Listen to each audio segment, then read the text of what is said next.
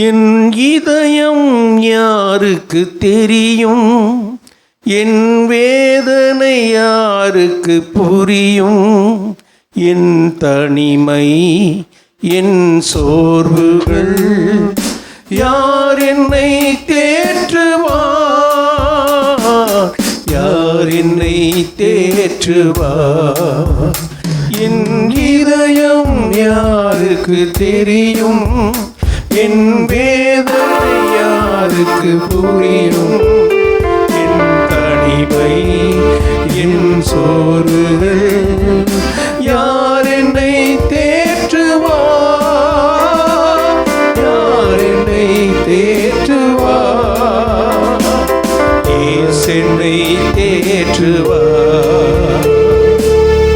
பரிசுத்த பிதாவே, இந்த நாளிலே கூட நீர் எங்களோடு கூட பேசும் நாங்கள் கேட்கிறோம். இயேசு மூலம் ஜெபிக்கிறோம் பிதாவே, ஆமென். ஆண்டவரும் உலக இரட்சகருமாகிய இயேசு கிறிஸ்துவின் நாமத்தில் உங்கள் யாவரையும் வாழ்த்துகிறேன், ஆசீர்வதிக்கிறேன். இந்த நாளிலே கூட தேவன் நம்மோடு கூட ஒரே ஒரு வார்த்தையை உங்களுக்கு சொல்லி தரப்போகிறார். உங்கள் இருதயம் என்றென்றைக்கும் வாழும். அதான் இன்றைக்கி செய்தியினுடைய தலைப்பு. உங்கள் இருதயம் என்றென்றைக்கும் வாழும். Your heart shall live forever. Hallelujah. Your heart shall live forever. உங்கள் இருதயம் என்றென்றைக்கும் வாழும். அல்லேலூயா. தலைப்பு நல்லா இருக்குதா? இதயம், இருதயம் அது மிக மிக மிக மிக முக்கியமானது. எப்படி ஒரு வண்டிக்கு எது முக்கியமானது? இன்ஜின். இன்ஜின் ஃபெயிலியர் ஆகிட்டா வண்டி என்ன ஆகிடும்? ஓடாது, அங்கே தான் நிற்கும். அப்போ ஒவ்வொரு மனிதனுக்கும் இதயம் ஒரு என்ஜினாக இருக்கிறது. ஆமென். அதனால தான் இன்றைக்கி இதயத்தில் நிறைய கோளாறு வந்து அட்டாக் வந்து அநேகர் மரித்து கொண்டே இருக்கிறார். அநேக பாஸ்டர்ஸுங்க மரிக்கிறாங்க, இளம் வயது வாலிபர்கள் மரித்து கொண்டிருக்கிறார்கள், முதிர் வயதில் ஹார்ட் அட்டாக் வந்து மரிக்கிறார்கள். அப்போ இதயம் வாழ வேண்டும். அல்லேலூயா, அல்லேலூயா. வேதம் சொல்லுது, எல்லா காவலோடும் இதயத்தை என்ன பண்ண? காத்துக்கொள். எல்லா காவலோடும். இப்போ இதயத்தை காக்க வேண்டிய ஒரு பொறுப்பு நம்ம கையில் இருக்குது. ஆமென், அல்லேலூயா. பாருங்க, இதயத்தில் நிறைய டிஃப்ரெண்ட்டான இதயங்கள் இருக்குது உலகத்தில். நல்ல இதயம் இருக்குது, கெட்ட இதயம் இருக்குது. இதயத்தை குறித்து வேதம் ஆண்டவராகிய இயேசு சொல்கிறாரு, இந்த இதயம் ஒரு நல்ல பொக்கிஷம். பொக்கிஷம்னா என்ன? ட்ரெஷர்.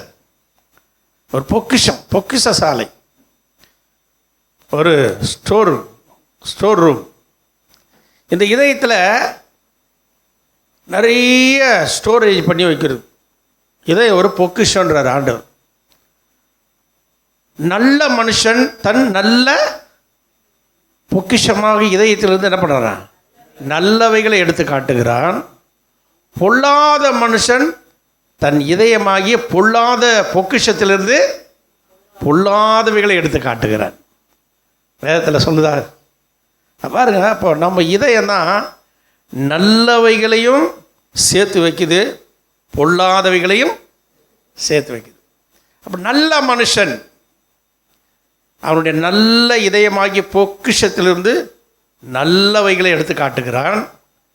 பொல்லாத மனுஷன், அப்போ இதிலிருந்து நமக்கு இது நல்ல இதயம், இதயம் பொல்லாத இதயம்.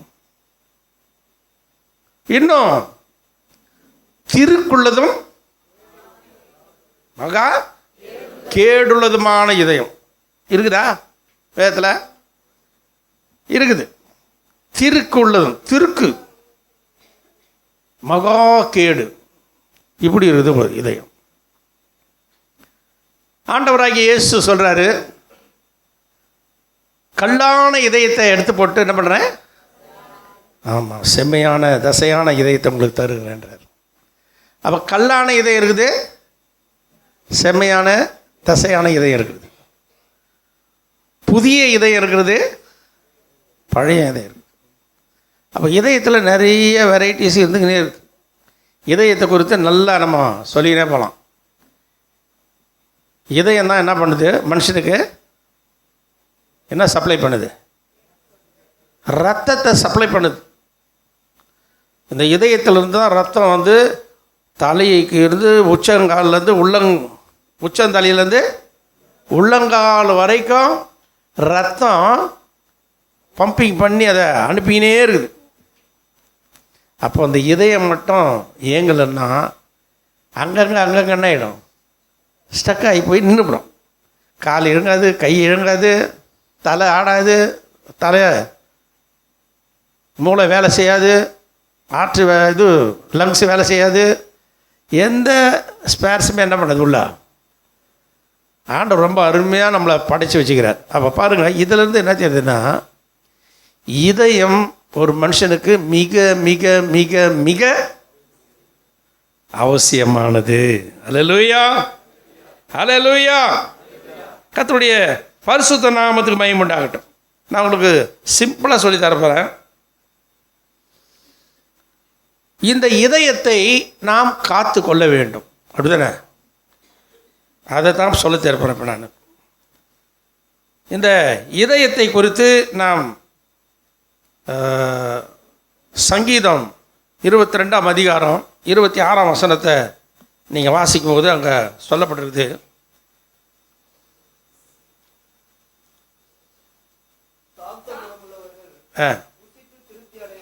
ஆமென், ஆமென், அல்லேலூயா.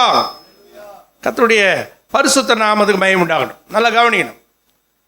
இங்கே சொல்லப்பட்டிருக்குது, சாந்த குணம் உள்ளவர்கள் என்ன பண்ணாங்களா, புசித்து திருப்தி அடைவார்கள், கர்த்தரை தேடுகிறவர்கள் அவரை துதிப்பார்கள்.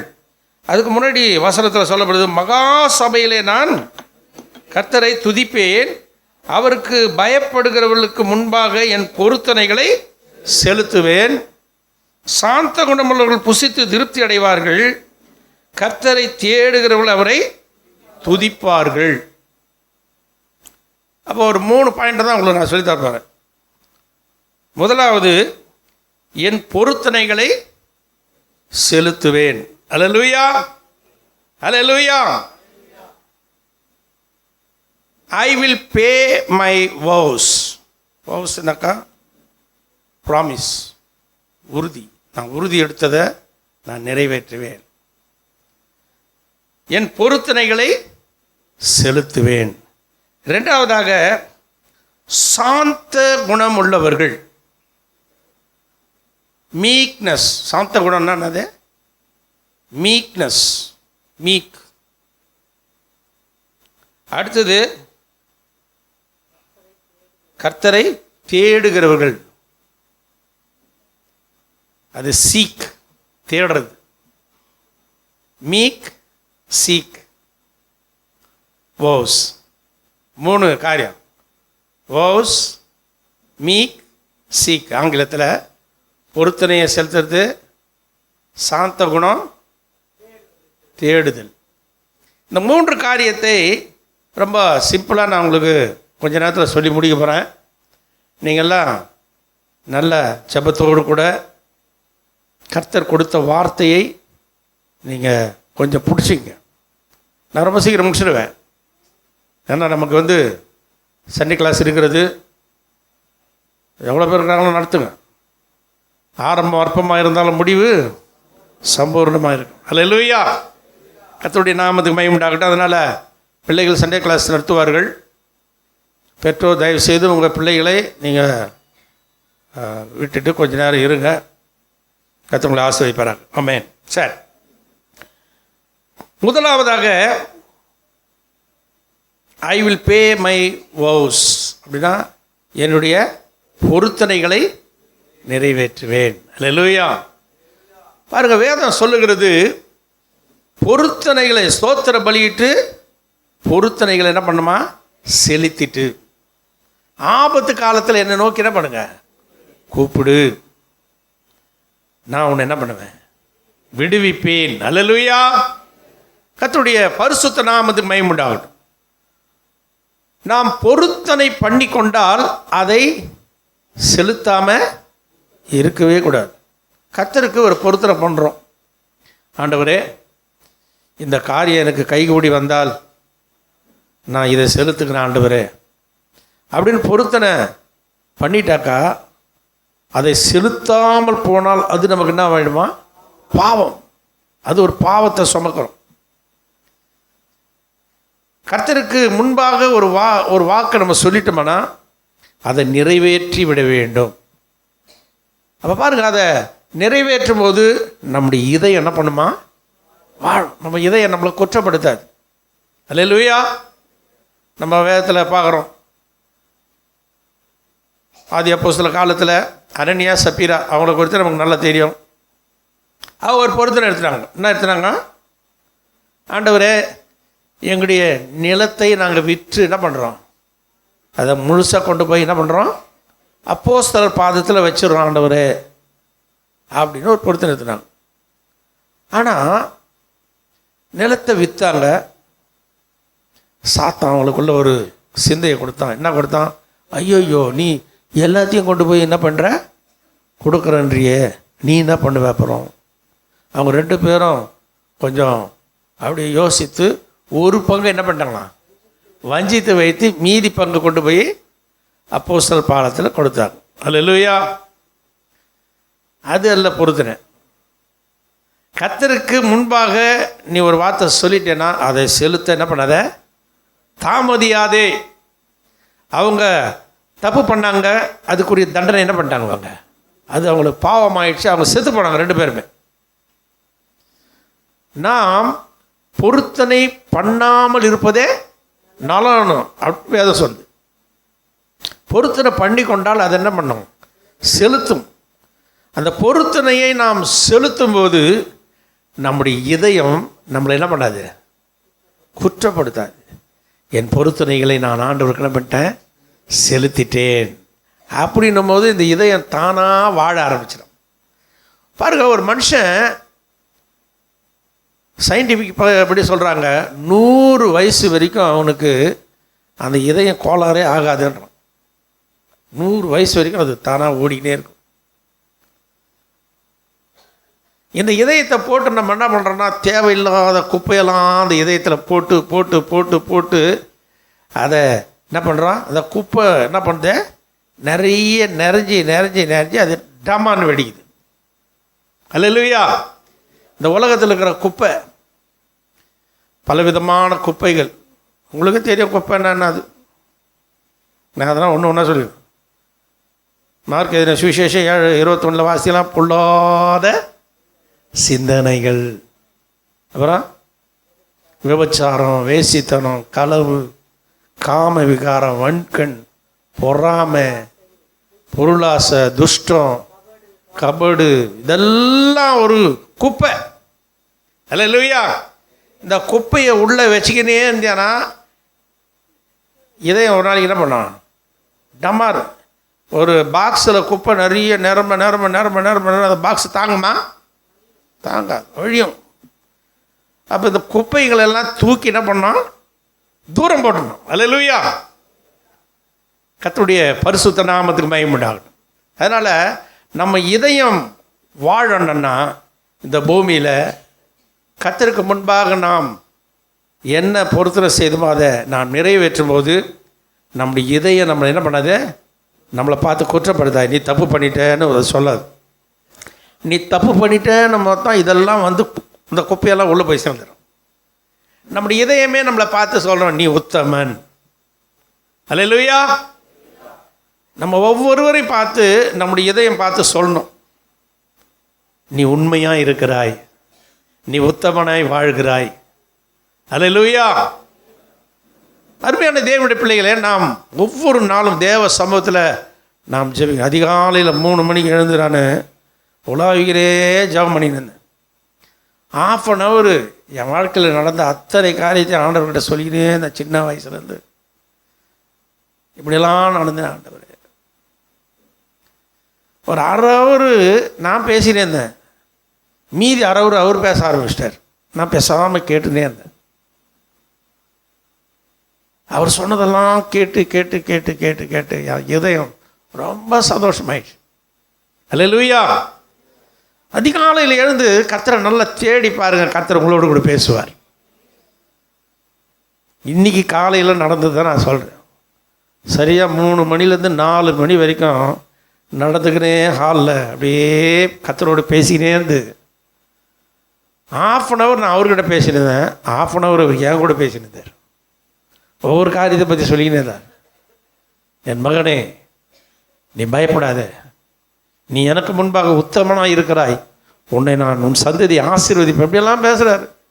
எனக்கு ஒன்றும் தெரியல, அவர் பேசினே இருக்கிறார். நானும் கேட்டு கேட்டு கேட்டு என் இதை அப்படியே பூரிப்படைது. ஆண்டோடைய சத்தத்தை அதிகாலையில் கேளுங்க, உங்கள் வாழ்க்கையில் அது பெரிய மகிழ்ச்சி தரும். ஆமென். ஹல்லேலூயா. கர்த்தருடைய பரிசுத்த நாமத்துக்கு மகிமை உண்டாகட்டும். முதலாவதாக, நம்முடைய இதயம் நம்மை குற்றப்படுத்தாதபடி, நம்முடைய இதயத்தில் அவரை நம்ம வேதனைப்படுத்தாதபடி அவருக்கு செய்ய வேண்டிய காரியங்களை நாம் செய்துவிட வேண்டும். ஒருத்தரை மட்டும் நான் சொல்ல, மற்ற எல்லா காரியத்தையும் கர்த்தருக்கு நாம் என்னென்ன செய்யணுமோ அவரை நோக்கி ஜெபிக்கணும், அவருடைய காரியத்தில் உண்மையாக இருக்கணும், ஒவ்வொரு காரியத்திலும் உண்மையாய் நாம் செயல்பட வேண்டும். உண்மை உள்ள ஒரு மனுஷனை பரிபூர்ண ஆசீர்வாதங்களை கர்த்தர் பண்ணுவார், தருவார். ஆமென். கர்த்தருடைய நாமத்துக்கு மகிமை. முதலாவதாக இங்கே இந்த வசனம் சொல்லுகிறது, அவருக்கு பயப்படுகிறவர்களுக்கு முன்பாக என் பொருத்தனைகளை செலுத்துவேன். ஒரு தீர்மானத்தை எடுத்துக்கொள்ள வேண்டும். தேவ சபையில் அவருக்கு பயப்படுகிறவர்களுக்கு முன்பாக என் பொருத்தனைகளை நான் செலுத்துவேன். நீங்கள் அநேக பொருத்தனைகளை எடுத்திருப்பீங்க. இந்த வருஷம் முதல்லையே, ஆண்டவரே நான் அதிகமாக இந்த வருஷத்தில் நிறைய நான் வேதத்தை நான் நேசித்து வாசிப்பேன் ஆண்டவரே, அதிகமாக நான் ஜெபிப்பேன் ஆண்டவரே, அதிகமாக உம்மோடு கூட நான் உறவாடுவேன் ஆண்டவரே, அதிகமாக நான் உமக்காக செய்வேன் ஆண்டவரே, அப்படிலாம் சொல்லுவோம்ல, அதெல்லாம் ஒரு பொருத்தனை தான். நான் பணம் காசுப்பட்ட சொல்ல, தேவ சமூகத்தில் என்னென்ன பொருத்தனை நீங்கள் பண்ணுறீங்களோ அதை செலுத்த என்ன பண்ணக்கூடாது, தாமதிக்கவே கூடாது. அல்லேலூயா. அதை செலுத்த வேண்டும். ரெண்டாவதாக சொல்லப்படுறது, சாந்த குணம் உள்ளவர்கள் புசித்து திருப்தி அடைவார்கள். கர்த்தருடைய நாமத்துக்கு மகிமை உண்டாகட்டும். The meek shall eat and be satisfied. Those who seek him will praise the Lord. Let your heart live forever. அப்படி சொல்லப்படுது. அப்படின்னா மீக் அப்படின்னா சாந்தம். சாந்தம் என்றால் அதுக்கு அநேக அர்த்தம் இருக்குது. பணிவான, அடக்கமான, கீழ்ப்படிதல் உள்ள, தாழ்மையான, இதுக்கு பேர் தான் சாந்தம். அல்லேலூயா. Mild and gentle, humble, submissive, இதெல்லாம் புவர், இதெல்லாம் சாந்தத்துக்கு அர்த்தமாக போடப்படுது. மீக் என்றால் இவ்வளோ அர்த்தம். பணிவான, அடக்கமான, கீழ்ப்படிதல் உள்ள, இதெல்லாம் சாந்தம். அப்போ பாருங்க, சாந்த குணம் உள்ளவர்கள் அப்படின்னா இந்த பூமியில் இந்த ஹார்ட்டு, இந்த இதயம் வாழ வேண்டுமானால் நமக்கு என்ன வேணும்? சாந்த குணம் வேண்டும். கர்த்தருடைய பரிசுத்த நாமத்துக்கு மகிமை உண்டாகட்டும். ஒரு மனுஷனை குறித்து வேதம் சொல்லுது, நமக்கு எல்லாருக்கும் தெரியும். யாத்திராகமத்தில் 8:12 சொல்லுகிறது, பூமியில் உள்ள சகல மனிதரிலும் மிகுந்த சாந்தம் உள்ளவனாக இருந்தான். யாரு? மோசேயானவன். என்னாகமம் 12:3 நீங்கள் வாசித்தீங்களா? மோசேயானவன் பூமியில் உள்ள சகல மனிதரிலும் மிகுந்த சாந்த குணம் உள்ளவனாக இருந்தான். அதனால தான் கர்த்தர் முகமுகமாக அவனோடு கூட பேசுகிறார். சாந்த குணம் அப்படின்னா தேவையில்லாத்துக்கெல்லாம் எரிஞ்சு விழக்கூடாது. கொஞ்சம் அமைதியாக இருக்கணும், பொறுமையாக இருக்கணும், நிதானமாக இருக்கணும். பலவிதமான நம்மை அட்டாக் பண்ணுற பிசாசு அநேக காரியங்களை கொண்டு வருவான். அந்த நேரத்திலாம் கொஞ்சம் பொறுமையாக நிதானமாக என்ன பண்ணணும், ஹேண்டில் பண்ணணும். அல்லேலூயா. கர்த்தரே, நாம் ஒவ்வொருவரும் நம்முடைய வாழ்க்கையில் சாந்தமுள்ளவர்களாக இருக்க வேண்டும். நீதிமொழி 14:29 சொல்லுவது, நீடிய சாந்தமுள்ளவன் மகா புத்திமான், முற்கோபியோ புத்தியினத்தை விளங்க பண்ணுகிறான். பாருங்க, மிகுந்த சாந்த குணமுள்ளவன், நீடிய சாந்த குணமுள்ளவன் யாரு? மகா புத்திமான். சாந்தமாக இருக்கணும். சும்மா தேவையில்லாத்துக்கெல்லாம் ஒன்று சும்மா தேவையில்லாத ஒன்று எல்லாத்துக்கும் கோவப்படணும். எல்லாத்துக்கும் இதெல்லாம் என்ன, நீ உன்னை கோவப்பட அப்படின்னா இந்த இதை எப்போ என்ன பண்ணுவோம், குப்பை சேர்ந்துடும். அது ரொம்ப நம்ம ஜாக்கிரதையாக இந்த இதயத்தில் குப்பை சேராமல் பார்த்துக்கணும். அல்லேலூயா. உங்கள் இதயத்தில் ஒரு நல்ல பொக்கிஷமாக இருக்கணும். இந்த இதயத்தில் சும்மா தேவையில்லாதெல்லாம் போட்டு குப்பையை சேர்த்து நான் கூட அடிக்கடி சொல்லுவேன், தேவையில்லாத குப்பையெல்லாம் இதயத்தில் என்ன பண்ணாதீங்க, சேர்த்துக்கொள்ளாதீங்கன்னு. பாஸ்டாம கூட அடிக்கடி சொல்லுவேன், எதை பற்றினா ஒரி பண்ணாத, தேவையில்லாத குப்பையெல்லாம் என்ன பண்ண உள்ளே சேர்த்துக்காத. அல்லேலூயா. அப்படி கைசி விட்டுணும். அதை நம்மளால் ஒன்றும் செய்ய போகிறதில்ல. எது வந்தாலும் என்ன வந்தாலும் கர்த்தர் தான் அதுக்கு பரிகாரி. ஆமென். நம்மளால் எதனா செய்ய முடியுமா? கவலைப்படுறதுனால எதையாவது கூட்ட முடியுமா? எதையாவது குறைக்க முடியுமா? ஒரு முழத்தை கூட்டவும் முடியாது, குறைக்க முடியாது. என்ன நடந்தாலும் எது நடந்தாலும் அவர் பார்த்து கொள்ளுவார். அவர் யெகோவா ஈரே. அல்லேலூயா. அவருக்கு அவன் பற்றி நமக்கு நல்லா தெரியும். அருமையாக கொடுத்த புள்ள எத்தனை வயசில்? 100 வயசில் கொடுத்தாரு. அவரே சொல்கிறாரு, உன் புத்திரனும் உன் ஏக சுதனும் ரொம்ப ரொம்ப ரொம்ப நேசிக்கிறோம். அப்போ எந்த அளவுக்கு இந்த 100 வயசில் இந்த பிள்ளையை அவன் நேசித்து அவன் பாதுகாத்தான் பாருங்க. அப்பா, என் சந்ததி இவன் மூலமாக தான் விலக போகுதுன்னு பார்த்துட்டேன். ஆனால் ஆண்டவர் திடீர்னு என்ன பண்ணுறாரு, அவனை கொண்டு போய் என்ன பண்ண, எனக்கு பலியிடுறான்றார். அப்புறம் ஒன்றும் பேசுது. அவர் சொல்லிட்டாருன்னா செய்து முடிப்பார். ஆமென். பலியிறதுக்கு எல்லாம் போகிறான். ஆனால் வேலைக்காரங்கிட்ட என்ன சொல்லிட்டு போகிறான், நானும் பிள்ளையாண்டானும் அவ்விடம் மட்டும் போய் என்ன பண்ணுவோம், தொழுது கொண்டு என்ன பண்ணுறோம், திரும்பி வருவோம். அல்லேலூயா. பிள்ளை கேட்குறான், டேடி என்ன டேடி எல்லாம் இருக்குது, என்ன இல்லை,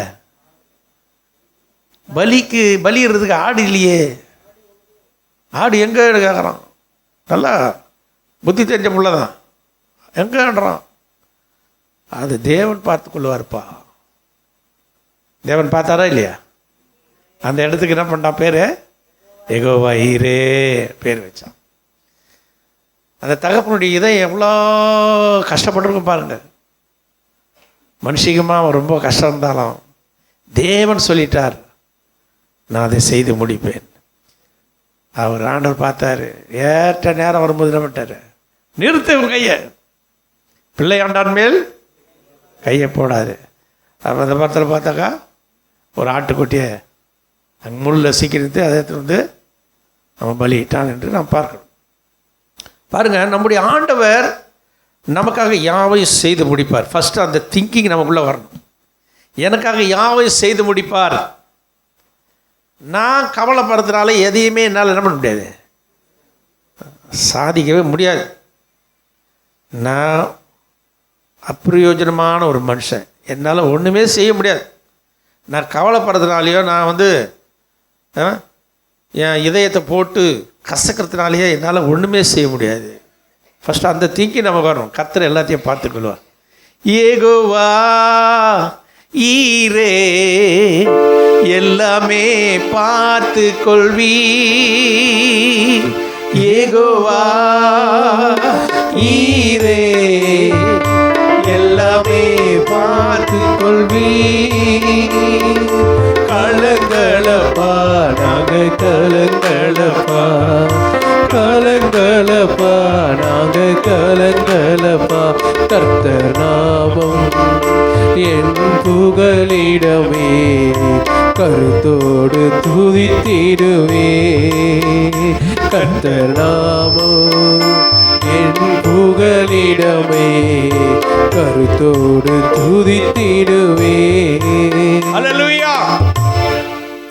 அப்போ நாம் எப்படி இருக்கணும்னா, நம்ம இதயம் பாதுகாக்கப்படணும்னா நம்ம எப்படி இருக்கணும்?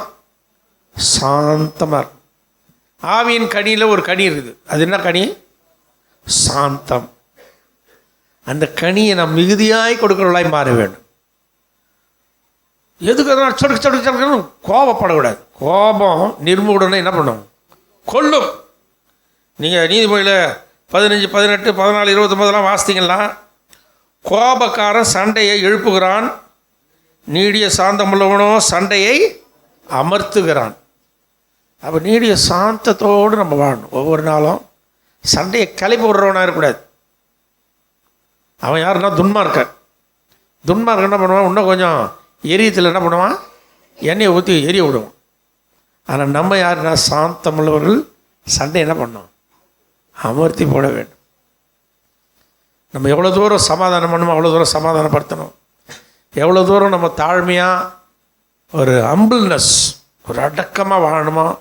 அப்போ சாந்தன்னா ஹம்பிள்னஸ், ஜென்டில்னஸ், அல்லேலூயா, சப்மிசிவ், இதெல்லாம் வந்து மைல்டு, இதெல்லாம் வந்து சாந்தத்துக்குரிய காரியங்கள். நம்ம ரொம்ப அமைதியாக மைல்டாக எல்லாத்தையும் ஒவ்வொரு காரியத்தை ஹேண்டில் பண்ணணும். அப்போ கர்த்தர் நம்முடைய இதயத்தை என்ன பண்ணுவார்? வாழ வைப்பார். மூன்றாவதாக நான் அங்கே சொல்லப்படுறது, கர்த்தரை தேடுகிறவர்கள் அவரை துதிப்பார்கள். கர்த்தரை தேடுகிறவர்கள். இந்த பூமியில் மனுஷன் எதையோ தேடின்னு அலையிறோம். பாட்டு கூட நிறைய பாடுறோம். ஆசையானது அலைந்து தேடுகிறதை பார்க்கலும் கண் கண்டதே நலம் அப்படின்னு வேதம் சொல்லுது. இந்த ஆசை இருக்குத அலைஞ்சு தேடும். இப்படி பண்ணலாமா, அத்தை பண்ணலாமா, வானத்தை வில்லா வளைக்கலாமா, இப்படி பண்ணிடலாமா, அப்படி பண்ணிடலாமா, நம்ம ஏதாவது ஒன்று. இது ஆசை.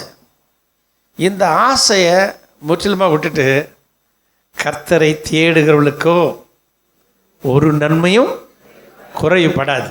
அல்லேலூயா. விசுவாசிகளாகி நாம் ஒரு நிறைய பேர் என்ன பண்ணுறோம்? ஒரு மிஸ் பண்ணிடுறோம். நம்ம கர்த்தரை தேடுனா ஒரு நன்மை என்ன பண்ணாது? குறைவே படாதுன்னு வேதம் திட்டவட்டமாக சொல்லு.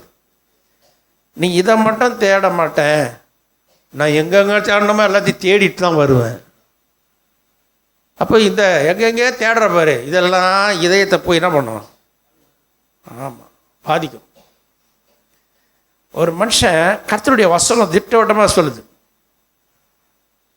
அவருடைய ராஜ்யத்தையும் அவருடைய நீதியை என்ன பண்ண? நீ தேடு. முதல்ல தேடு. முதல்ல ஆண்டவருக்கு ஒப்பு கொடு. அவருடைய நீதியையும் அவருடைய ராஜ்யத்தையும் தேடிப்பார். இவையெல்லாம் உனக்கு என்ன பண்ணுவார்? கூட கொடுப்பார். நம்ம இதை மட்டும் இந்த அவருடைய ராஜ்யத்தை தேடுறதே கிடையாது. நான் வந்து இப்படி பண்ணி பார்க்கலாம், அத்தை பண்ணி பார்க்கலாம், எப்படி இதை 1 2 ஆக்கி பார்க்கலாம், 2 4 ஆக்கி பார்க்கலாம். இப்படி பண்ணினா வாழ்க்கையில் நீ ரொம்ப சீக்கிரம் ஆற்றுன்னு ஆகிடும், பெஸ்ட் ஆகிடும். அல்லேலூயா. இதயம் வாழாது. அதனால் கர்த்தரை தேடுகிறவர்களுக்கோ ஒரு நன்மை குறைபடாது. கர்த்தரை தேடுகிறவர்களை அவர் கைவிடுவதில்லை. கர்த்தரை தேடினேன், அவர் எனக்கு தென்பட்டார். சங்கீதக்காரன் சொல்கிறான். தேடினால் தென்படுவார்.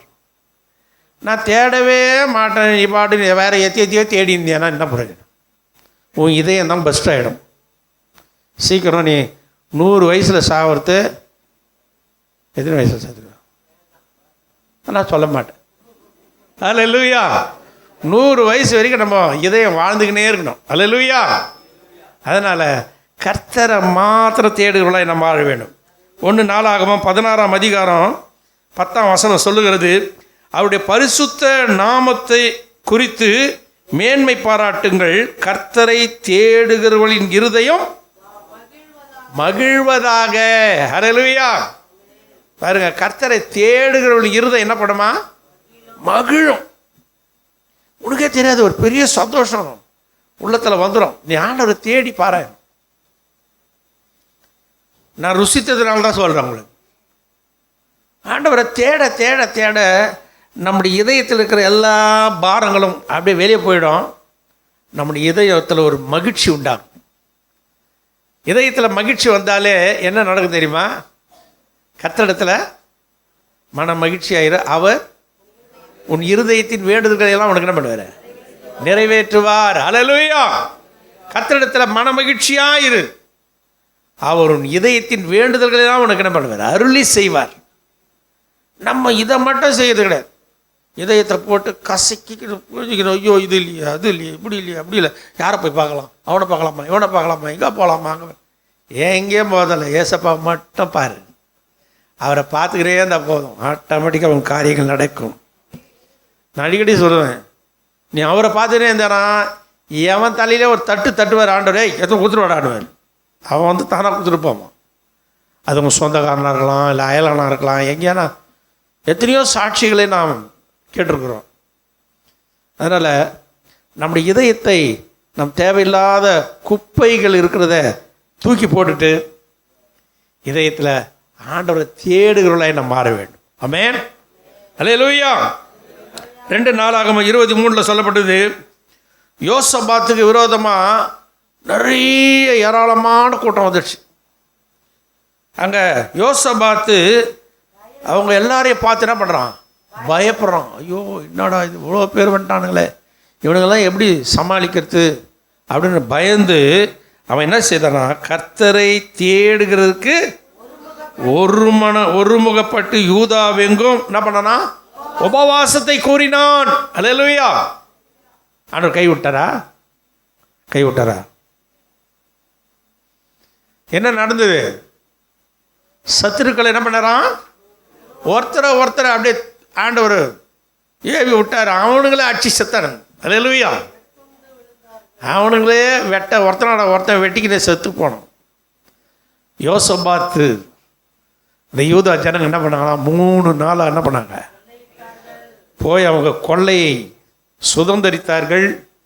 4ஆம் நாளில் பெராக்காவில் கூடி கர்த்தர் என்ன பண்ணாங்க? ஸ்தோத்திரம் பண்ணினார்கள். அல்லேலூயா. அப்போ பாருங்க, கர்த்தரை தேடுகிறதுக்கு அவன் ஒருமுகப்பட்டு யூதாவெங்கு என்ன பண்ணான்? உபவாசத்தை கூறினான். உபவாச ஜெபம் ஒரு மிகுந்த வல்லமையை கொண்டு வரும். ஆமென். இந்த வருஷத்தில் நம்ம கூட உபவாச ஜெபம் எப்பெல்லாம் நேரம் கழியுதோ அப்போல்லாம் உபவாச ஜெபம் வைக்கலாம். ஆமென். அல்லேலூயா. தேவ சமூகத்தில் வந்து உபவாசித்து ஜெபிக்கும் போது கர்த்தர் பெரிய காரியங்கள் உன் வாழ்க்கையில் செய்வார். உனக்கு விரோதமாக இருக்கிற சத்துருக்களை நீ போய் அவங்க கூட சண்டை போட தேவை. அவனுங்களே ஒருத்தனை போடுவான், வெட்டி சாவும். அல்லேலூயா. கர்த்தர் அதை செய்து முடிப்பார். அல்லேலூயா. இந்த வருஷத்தில் வாக்கு தத்தமாக கூட ஆண்டவர் கொடுத்தாரு.